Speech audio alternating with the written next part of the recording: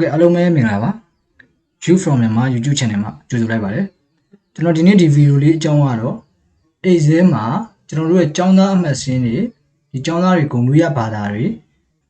ပြီးရင်ចောင်းသားတွေကိုယောက်ျားလေးမိန်းကလေးခွဲနည်းလေးတွေကိုကျွန်တော် fashion လေးတွေသုံးပြီးတော့အိတ်စဲမှာရွေးဆွဲနည်းလေးကိုပြောပြသွားမှာဖြစ်ပါတယ် Okay ဆိုတော့ကျွန်တော်အိတ်စဲလေးသွားမယ်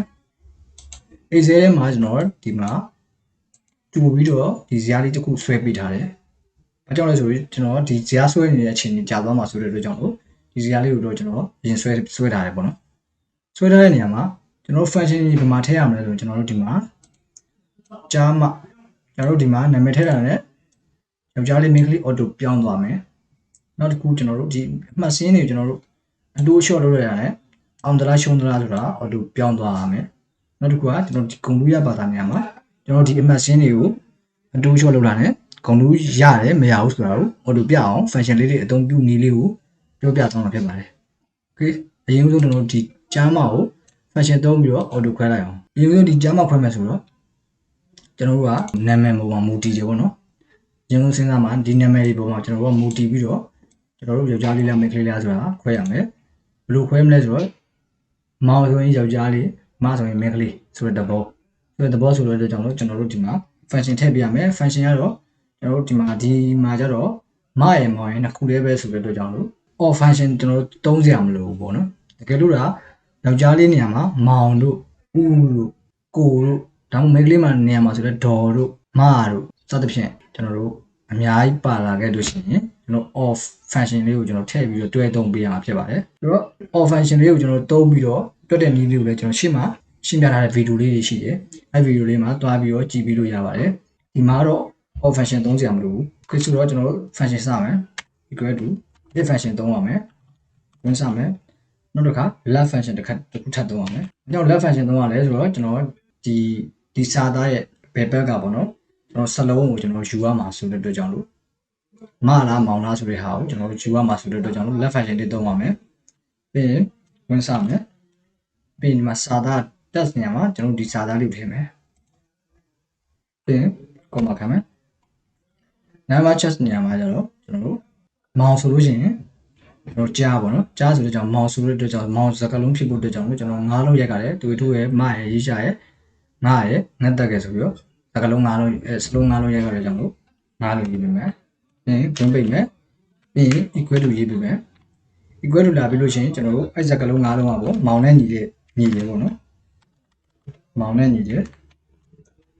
okay ဒါဆိုရင်ဒီ left a5 ရဲ့a4 ရဲ့ sorry a4 ရဲ့ဘယ်ဘက်ကစကလုံးငါးလုံးကမောင်နဲ့ညီတယ်အဲ့လိုမောင်နဲ့ညီလို့ရှိရင်ကျွန်တော်ကြားဆိုပြီးပြရမယ်ဆိုတဲ့ date ပဲဆိုတော့ comma လေးခံပြီးတော့ value is true မှာကြားထည့်ပေးလိုက်မယ်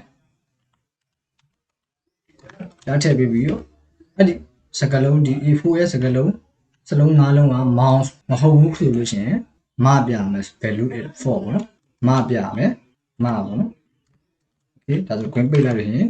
်ဒီကြားမ function ခွဲနည်းလေးကိုကြည့်ပြီးသွားပြီပေါ့နော်โอเคနှိပ်လိုက်မယ်ဒါဆိုမပေါ့နော်ဟိုဒီအောက်ကဟာယူလဲကျွန်တော်လိုက်ပြီးတော့မရေးနေတော့ဘူး switch ချလိုက်မယ်โอเคဒါဆိုရင်မောင်ဆိုတဲ့အတွက်ကြောင့်လို့ကြားဖြစ်သွားတယ်ဒါဆိုလဲမောင်ဆိုတဲ့အတွက်ကြောင့်လို့ကြားဖြစ်သွားတယ်ဒီမှာမောင်မဟုတ်တဲ့အတွက်ကြောင့်လို့မဖြစ်သွားတယ်သူ function ကဘယ်လိုလဲဆိုတော့ကျွန်တော်တို့ဒီ if function အကြောင်းလေးကိုလည်းကျွန်တော်ရှေ့မှာဗီဒီယိုလေးတင်ပေးထားတယ်အဲ့မှာကျွန်တော်သွားကြည့်လို့ရတယ် if function နားမလည်တဲ့လူတွေအတွက်โอเคဒီမှာသူ function သဘောတရားဘယ်လိုလဲဆိုတော့အရင်ဆုံးဒီ function ကလာတယ်ပေါ့နော်ဒီ function လာတယ် A4 ဒီ A4 က left function လေးသုံးထားကြလို့ဘယ်ဘက်ကိုသွားတယ်ပေါ့နော်ကျွန်တော်တို့ဒီ left နေရာမှာ right သုံးလို့ရှိရင်ညာဘက်ကိုသွားတယ်ပေါ့အဲဘယ်ဘက်ကစလုံးဒီနံပါတ်ချက်နေရာမှာစလုံး9နေရာလို့ရေးထားတယ်ဆိုတော့စလုံး9နေရာကိုသွားကြည့်တယ်စလုံး9နေရာမှာမောင်ဖြစ်တယ်ဆိုရှင်သူကြားပြတယ်အဲကဲလို့မောင်မဖြစ်ခဲ့ဘူးဆိုရင်သူကမပြတယ်ပေါ့နော်မဖြစ်နေတဲ့အတွက်ကြောင့်လို့မောင်မဟုတ်တဲ့ကြောင့်လို့သူကမပြတယ်ပြီးရင်ဒီမှာလည်းသူကသွားစစ်တယ်ဒီကောင်ဒီစလုံးရဲ့ဘယ်ဘက်9နေရာဆိုဒီနေ့ထိပေါ့နော်9နေရာကမောင်လားဆိုပြီးတော့သွားစစ်တယ်မောင်ဖြစ်တဲ့ကြောင့်လို့သူကဒီ if function ဆုပ် if function ရဲ့ထုံးစံတိုင်း value is true လေးကိုသူကထုတ်ပေးတယ်ကြားဆိုပြီးဒါကြားဆိုတဲ့ဟာ value is true okay ဒါဆိုရင်ကြားမခွဲနေနားလည်သွားပြီလို့ထင်တယ်စုစုပေါင်းရမှတ်နေရာမှာလည်းကျွန်တော် auto ဒီကောင်တွေကိုပေါင်းမယ်ပေါ့နော်ဆိုတော့ဒီကောင်တွေကိုပေါင်းမယ်ဆိုတော့စုစုပေါင်းရမှတ်နေရာမှာ equal to sum ဆိုတဲ့ function လေးသုံးမယ် ပြီးရင် green လေးစမယ်ပြီးရင်ဒီကနေပြီးတော့ဒီထီကိုကျွန်တော်ပေါင်းပြနေမယ် green လေးပြโอเคဒါဆိုရင်ကျွန်တော်တို့ဒီဘာသာရဲ့အားလုံးပေါင်းစုစုပေါင်းကိုကျွန်တော်ရပြီမှကျွန်တော်ပြမယ်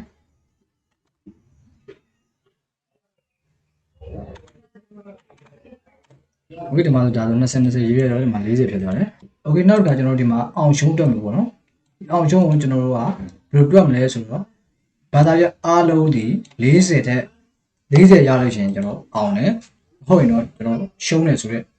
သဘောမျိုးကိုကျွန်တော်တို့ဒီမှာ function ထည့်ပြီးတော့မှသုံးရမှာပဲဖြစ်ပါတယ်ဆိုတော့ကျွန်တော်တို့ function စကြည့်မှာဆိုရင်ကျွန်တော် if function နဲ့ and function လေးနဲ့ဒီမှာတော့တွဲသုံးပါမယ် if function တစ်မျိုးလေးလည်းသုံးလို့မရတဲ့အတွက်ကြောင့်လို့ and function လေးနဲ့ကျွန်တော်တွဲသုံးမယ် equal to if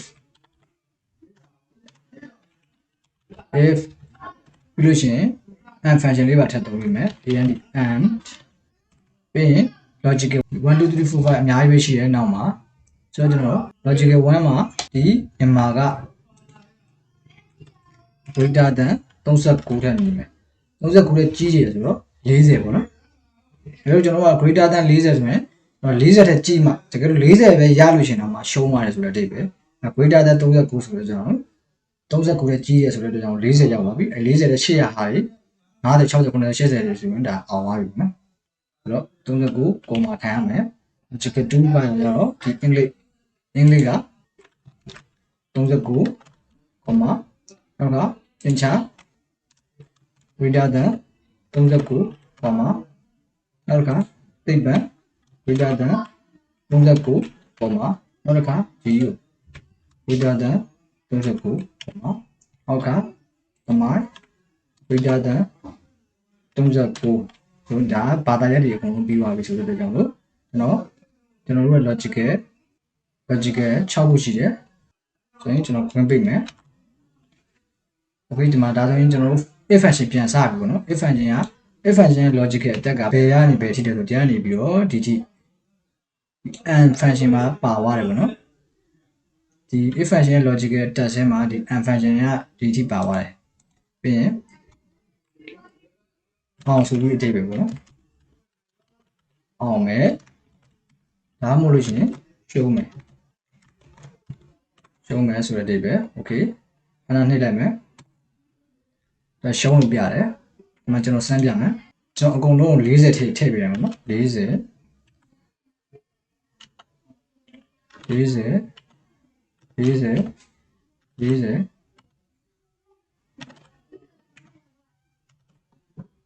ဆိုလို့ရှိရင်40အကုန်လုံးပြသွားကြအောင်ဒီမှာအောင်လို့ပြောင်းသွားတယ်ဒီလိုတော့ကျွန်တော်တို့ဒီတဘာသာရဲ့ကိုကျွန်တော်39ပဲထည့်မယ်ဆိုရင်ဟာရှုံးပြသွားမယ်။အဲကြောင့်ဒါမျိုးလုပ်လို့ရလဲဆိုရင်ကျွန်တော် and function လေးကအရေးကြီးတယ်။ and function လေးနဲ့ကျွန်တော်တွဲပြီးတော့သုံးလိုက်တဲ့ကြောင့်လို့အဲ့လိုဖြစ်သွားတာ။မဟုတ်လို့ရှိရင်ကျွန်တော်တို့ f function နဲ့သုံးမှဆိုရင်ကျွန်တော်တစ်ခုတည်းကိုပဲကျွန်တော်သုံးလို့ရမယ်။ဒီ and function နဲ့တွဲသုံးလိုက်တော့ဒီအားလုံး39ထက်ကြီးလို့ရှိရင်ပေါ့နော်။ဒီအားလုံး39ထက်ကြီးလို့ရှိရင်ကျွန်တော်တို့ကအောင်တယ်အားလုံး39ထက်ဒီထဲက and function နဲ့ဟာအကုန်လုံးမဟုတ်လို့ရှိရင်ရှုံးတယ်ဆိုတဲ့အတိတ်ပဲ။ Okay ဒီမှာကျွန်တော်တို့အောင်ရှုံးကိုကျွန်တော် function လေးတွေသုံးပြီးတော့အောင်ရှုံးထည့်တက်သွားပြီဆိုရင်ကျွန်တော်ဂုဏ်ရဘာသာကိုတင်မယ်ကျွန်တော်တခုပြောချင်တာကတော့နော်ဒီ fashion အကြောင်းတွေကိုကျွန်တော်နားမလည်ဘူးဆိုရင်ကျွန်တော်တီးခံပြီးတော့ကိုယ့်ဘက်ကိုစမ်းပြီးလုပ်ကြည့်ပါကျွန်တော်ဒီရရှင်းပြထားရင်နားလည်ချင်ပါတယ်နားလည်လိမ့်မယ်ပေါ့နော်ဒါပေမဲ့နားမလည်ပေမဲ့ကျွန်တော်ကြိုးစားပြီးတော့ကျွန်တော်ကိုယ့်ဘက်ကိုစမ်းပြီးတော့လုပ်ကြည့်ပါကျွန်တော်ရေးတဲ့အတိုင်းလေးကိုကျွန်တော်လိုက်ရေးကြည့်ပါလိုက်ရေးကြည့်လို့ရှိရင်ဒီ fashion ရဲ့အကြောင်းသဘောတရားကိုနားလည်မှာပါဘာမှမသိသေးတဲ့လူတို့ကြောင့်ကျွန်တော်ဒီတိုင်းရှင်းပြသွားရုံနဲ့နားလည်လိမ့်မယ်လို့မထင်ဘူးဒါကြောင့်ကျွန်တော်ကိုယ်တိုင်ပြန်ပြီးတော့ဒီ function လေးကိုကျွန်တော်ရေးကြည့်မှားရလည်းရှိမယ်မရရလည်းရှိမယ်မရရင်ကျွန်တော်ပြန်ပြီးတော့ဒီ video ပြန်ကြည့်ပြီးတော့ကျွန်တော်ပြန်လုပ်ကြည့်ဒါမှကျွန်တော်တို့ဒီ function အကြောင်းကိုကျွန်တော်နားလည်လိမ့်မယ်လို့ထင်တယ်ဒီ video ပဲကျွန်တော်ကြည့်ပြီးတော့လုပ်မယ်ဆိုရင်နားလည်ချင်မှလည်းနားလည်လိမ့်မယ်ပေါ့နော်ကျွန်တော်စပြီးတော့သင်တဲ့သူတွေအတွက်သိပြီးသားလူတွေကတော့အကြောင်းမဟုတ်ဘူးပေါ့နော်မသိသေးတဲ့လူတွေအတွက်ကြတော့အခုမှစပြီးဒါကြီးကြည့်တယ်ဘာမှမသိဘူးရေးနေတယ်ဆိုပြီးတော့ဖြစ်သွားနိုင်တယ်ကျွန်တော်လည်းဖြစ်ခဲ့ဘူးလေပေါ့နော်ဒါပေမဲ့ကိုယ်တိုင်တေးကြီးကြလေးအောင်စိုက်ပြီးတော့ရေးကြည့်ရခါကျရင်တဖြည်းဖြည်းနားလည်လိမ့်မယ် fashion ရေးလို့မရရလည်းရှိမယ်မှားပြီးရေးလို့မပေါ်တာလည်းရှိမယ်ဒါလိုစိတ်မညစ်ဘဲနဲ့ကျွန်တော်ထပ်ပြီးတော့မှားရင်ကျွန်တော်တို့ဗီဒီယိုကြည့်ပြီးလုပ်ကြည့်မရလို့ရှိရင် Facebook တွေမှာ group တွေရှိတယ်အဲ့ထဲမှာကျွန်တော်တို့မေးလို့ရတယ်ဒါတော့ကျွန်တော်အကြံပြုတာပေါ့နော်ဟုတ်ပြီနောက်တစ်ခါကျတော့ကျွန်တော်တို့ဒီဂုံလူရဘာသာနေရာမှာကျွန်တော် fashion ထည့်မယ်ဆိုရင်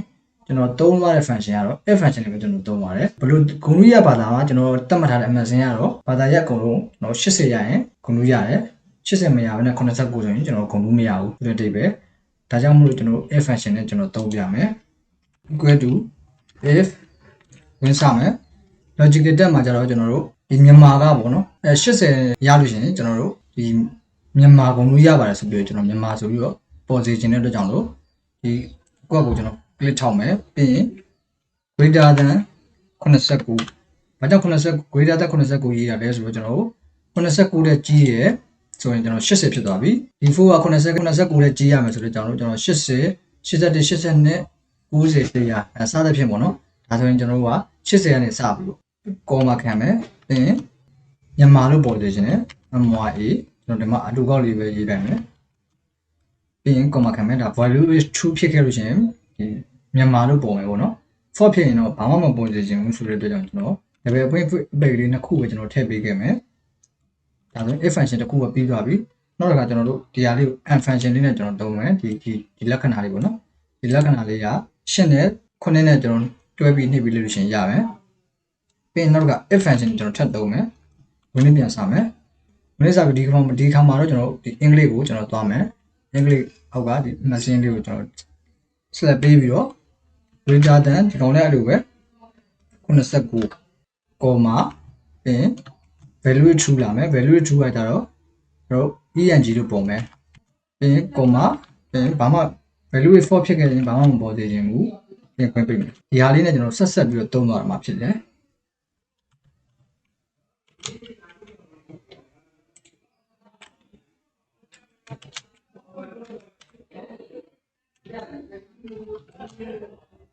အဲ့ဒါရင် MAT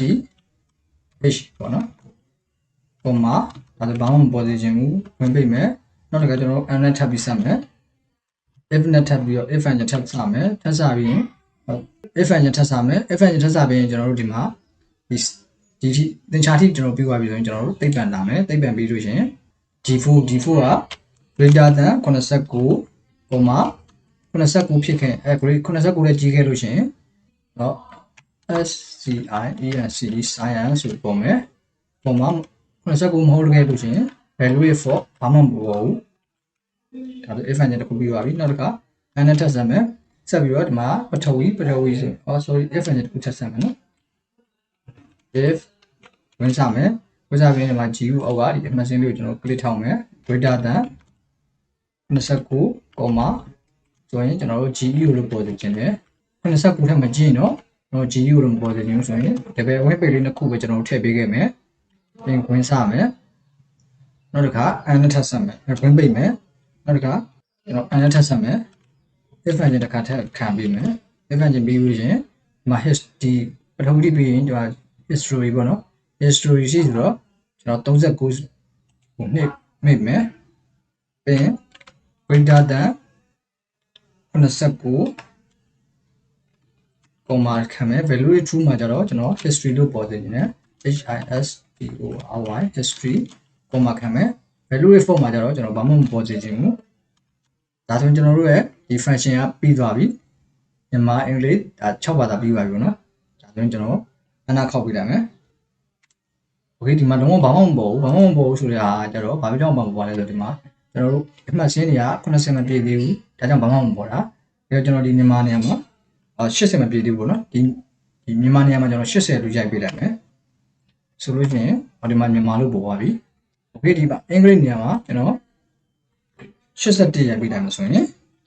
မှာ ENG ဆိုထပ်ပေါ်သွားပြီဒီမှာကျတော့ကျွန်တော်ခွဲမှာရမယ်ကျွန်တော်ပုတ်ချဖြစ်ဖြစ်ပုတ်ချလေးဖြစ်ဖြစ်ကျွန်တော်မြင်းဆောင်လေးဖြစ်ဖြစ်ကျွန်တော်ခံထားခြင်းတဲ့အတွက်ကြောင့်ကျွန်တော်ဒီ function တွေကိုပြန်ဝင်ပြီးတော့ဒီမြန်မာပြီးလို့ရှိရင်နောက်မှာကျွန်တော်ပုတ်ချလေးခံထားခြင်းတယ်ပေါ့နော်ပုတ်ချလေးခံထားခြင်းတယ်ဆိုတဲ့အတွက်ကြောင့်ကျွန်တော်မြင်းဆောင်လေးနဲ့ပေါ့နော်မြင်းဆောင်လေးနဲ့ခံထားလိုက်မယ်ဒီကောင်ကအစိုးရမြင်းဆောင်လေးတွေလိုက်ထည့်ပေးလိုက်မယ်နော်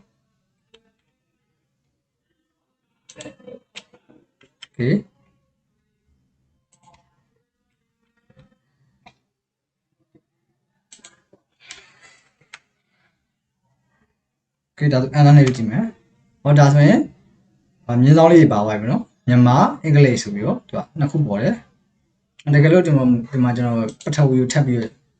80ပဲပြောင်းကြည့်ခဲ့လို့ရှင်ဒီမှာမြန်မာရဲ့အင်္ဂလိပ်ရဲ့ပထဝီရဲ့ဒီပထမဒီတယောက်ကဘယ်မှာဂုဏ်ထူးပါလဲဆိုရင်မြန်မာနဲ့အင်္ဂလိပ်နဲ့ပထဝီနဲ့မှာဂုဏ်ထူးပါတယ်ဆိုပြီးတော့ပြပေးတယ်။ဒါလို့ကျွန်တော်ဒီပထဝီကိုပြန်ပြီးတော့ short ကြည့်လိုက်မယ်နော်29ထားလိုက်မယ်။ဒါဆိုရင်ပထဝီပြန်ပြောက်သွားပြီ။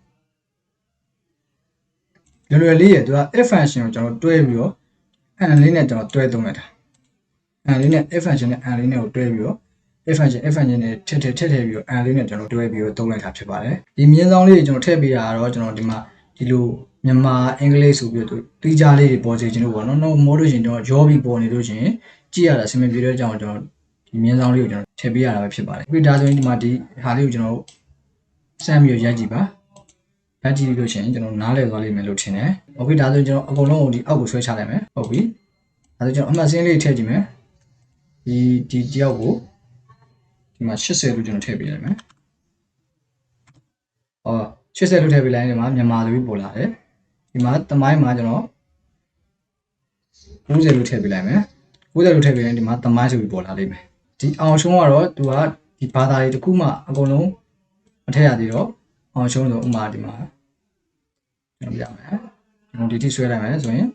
အောင်ဆိုပြီးပြသွားတယ်။ကျန်တဲ့ဂုဏ်ကြီးကဘာသာတွေလည်းသူကအတေးပေါ်လာတယ်။ Okay ဒီဗီဒီယိုလေးကတော့ဒီလောက်ပါပဲ။ဒီကျွန်တော် record လုပ်တဲ့နေရာကနည်းနည်းအတန်ဆူမြန်နေတဲ့အတွက်ကြောင့်လို့နောက်မှ noise တွေပါဖြစ်တဲ့ကြောင့်လို့ကျွန်တော်ခွင့်လုပ်ပေးစီချင်ပါတယ်။ဆိုတော့နောက်ဗီဒီယိုလေးတွေကို